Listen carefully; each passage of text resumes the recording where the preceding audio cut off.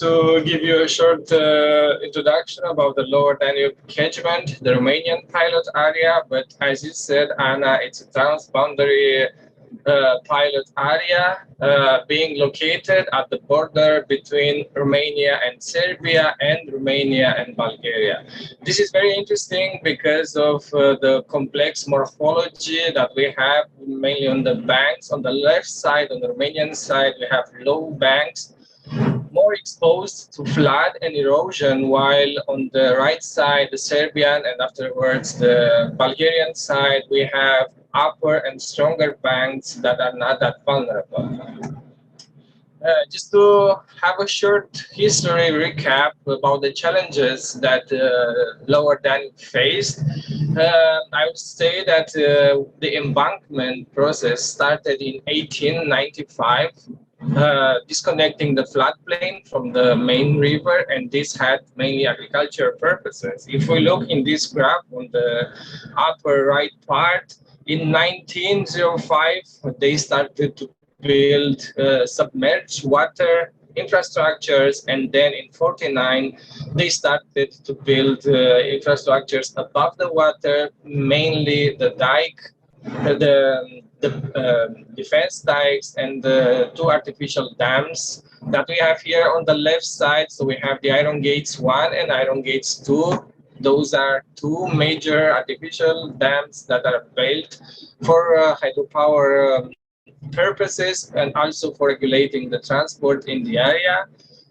This has led to a lot of challenges, helping, let's say, increasing the flood issues and the flood frequency.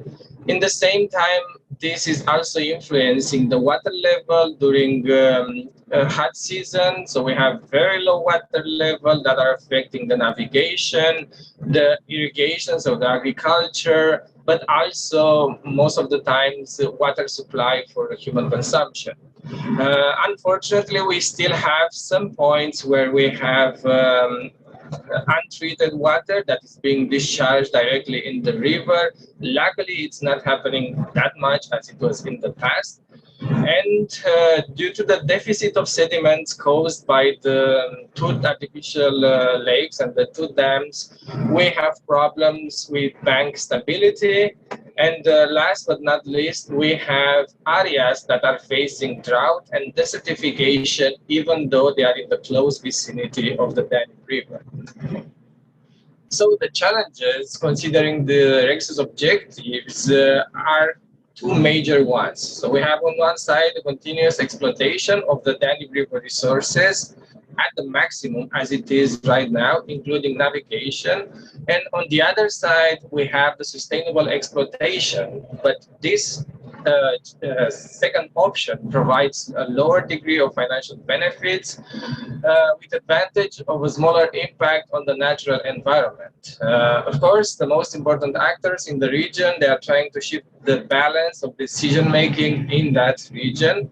And the agriculture associations are requesting a larger quotas of water needed for irrigation. And this is affecting the hydropower energy production, but also the navigation and sediment transport, especially during drought periods when the water level is very low. Because of this, a very large area of the Danube riverbank is also being affected. Since at low water level, the main impact on the natural environment can be seen in the large number of erosion points along the Danube River. This is something that we are studying also now. We are doing LiDAR measurements in order to understand the behavior and the weak spots of the Danube banks. We still have challenges since the need arises during the drought period. More water can provide better crops that can be translated in a bigger financial gains. But since the Danube irrigation system and the general framework doesn't allow for a bigger volume of water to be diverted for any use due to navigation and erosion complications, most of the farmers are using the water from the groundwater, from the aquifers.